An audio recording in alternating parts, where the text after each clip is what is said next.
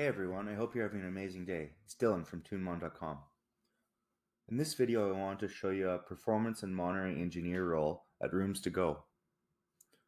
So according to Google, Rooms to Go is an American furniture store chain with over 130 locations and over 5,000 employees across North America. The title of this specific role is Performance and Monitoring Engineer, and it's located in Seffner, Florida, which I believe is just outside of Tampa, Florida. Rooms to Go is looking for someone to be responsible for their monitoring, analysis, troubleshooting, and reporting of their operational performance.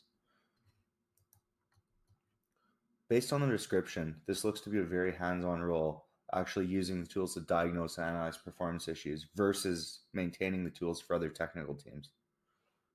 The job description goes on to say that this role would be responsible for defining the metrics, data collection methods, and reporting for the organization. So I'm getting the sense that there would be a lot expected of you in the role, but you would also have a lot of control over your work. There's a long list of responsibilities that I won't go into, but basically the expectation here is that you would own all aspects of operational monitoring. From the description, it's hard to get a sense if you would have other people on your team or people reporting to you, but it does say you would have decision-making authority for all technical considerations relative to your area of expertise. There's no mention of any specific monitoring products in the job posting, which is kind of interesting, but it does mention the use of MS Power BI and Operations Center, so I'm guessing that SCOM or Azure Monitor might be a play here. Overall, I'm not too sure what to think about this role, but if you specialize in monitoring and are located near Tampa, Florida, this might be a job worth taking a look at.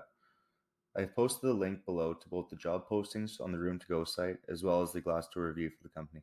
Thanks for taking the time to watch. If you enjoyed the video, please click subscribe.